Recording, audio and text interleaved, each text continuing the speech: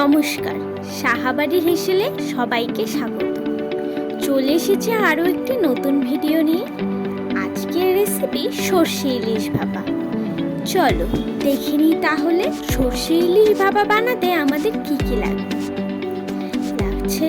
সর্ষে, পোস্ত, কাঁচা লঙ্কা আর ফোড়নে লাগছে শুকনো লঙ্কা আর কালো জিরে। চলো এবার তাহলে মশলাগুলো আমরা শিলনোড়াতে বেটে নিই।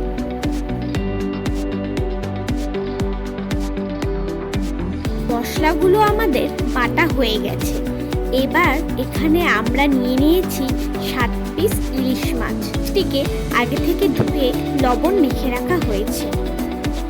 এবার একটি কড়াইতে পরিমাণ মতো তেল দিয়ে দিলাম। তেলটি গরম হয়ে যাওয়ার পর এতে দিয়ে দিলাম শুকনো লঙ্কা আর কালো। এবার তেলের মধ্যে সর্ষে, পোস্ত আর কাঁচা লঙ্কা বাটা একসাথে দিয়ে দিলাম। মশলাটিকে খুন্তির সাহায্যে হালকা হাতে নেড়ে নিয়ে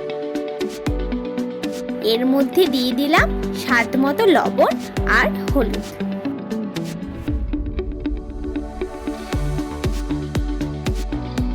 এরপর দিয়ে দিলাম ইলিশ মাছ।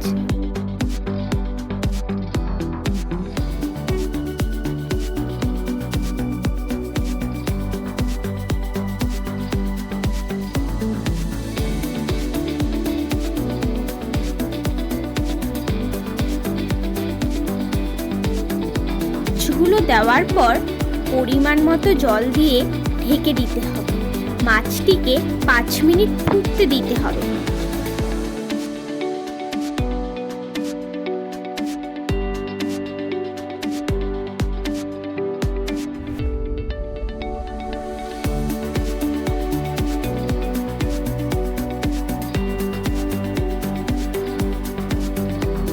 এরপর ঢাকনা সরিয়ে দিয়ে দিলাম পরিমাণ মতো সর্ষের তেল। 1 মিনিট ফুটতে দিতে হবে মাছ। এই তো আমাদের সর্ষে ইলিশ ভাপা তৈরি হয়ে গেছে। এবার একটি প্লেটে ঢেলে নিলাম। আর গরম গরম ভাতের সঙ্গে পরিবেশন করুন সর্ষে ইলিশ ভাপা। ভিডিওটি ভালো লাগলে লাইক, সাবস্ক্রাইব আর কমেন্ট